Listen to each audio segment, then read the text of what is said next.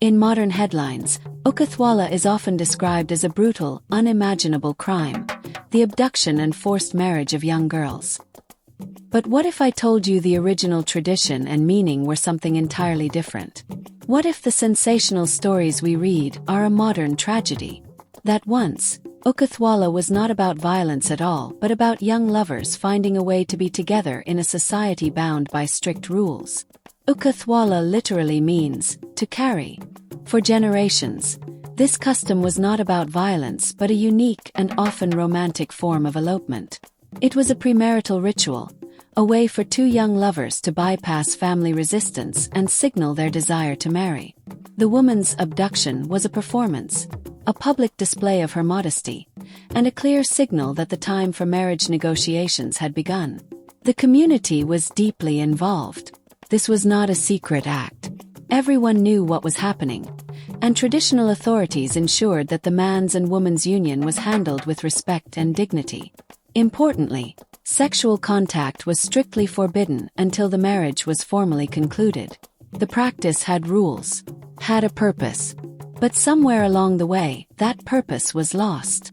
So what went wrong? How did a form of traditional elopement become a dangerous vehicle for child abuse?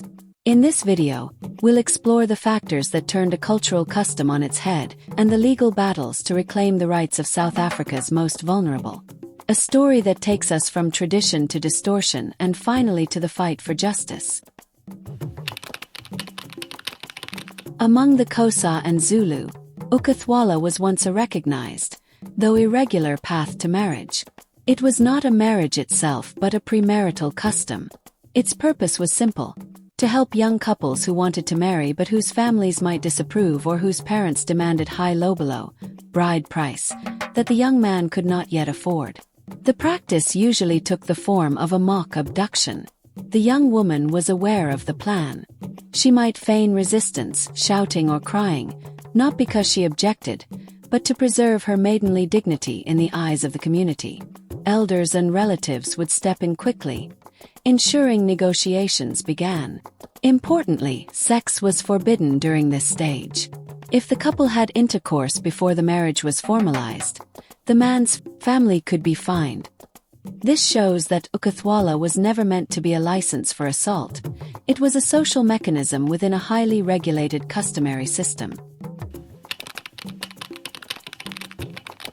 But the Ukuthwala we read about in today's headlines looks very different. Over time, traditional authority weakened. Elders lost their role in regulating customs. Poverty deepened in rural areas. In some cases, families desperate for lobelo began to treat daughters as commodities. What was once symbolic and consensual became violent and exploitative. Modern reports describe men abducting underage girls, some as young as 12. These girls are often raped, denied education, and forced into marriages with men far older than them. This is not the Ukuthwala of tradition. It is a distortion, a crime masquerading as culture. Scholars and activists warn us, calling these abductions Ukuthwala is misleading. In truth, they are criminal acts of assault and child marriage. The line between past and present could not be clearer. South Africa's constitution guarantees equality, dignity, and freedom from violence. Modern Ukuthwala violates all of these. The Children's Act, along with the Criminal Law Amendment Act on Sexual Offenses, makes it clear: abducting minors and forcing marriage without consent is a crime. Courts have reinforced this. In the landmark case Jezile v. the State, the court ruled that cultural practices can never excuse gender-based violence. Beyond the courts, communities are fighting back. NGOs, women's rights groups, and even traditional leaders are speaking out, reminding people that the original Ukuthwala never sanctioned rape or child marriage. Campaigns across Eastern Cape and KwaZulu-Natal now work to educate families and empower young girls to stay in school.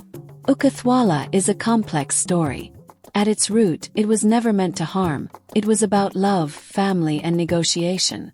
But when stripped of its safeguards, it has been twisted into something tragic, a justification for abuse, child marriage, and gender-based violence.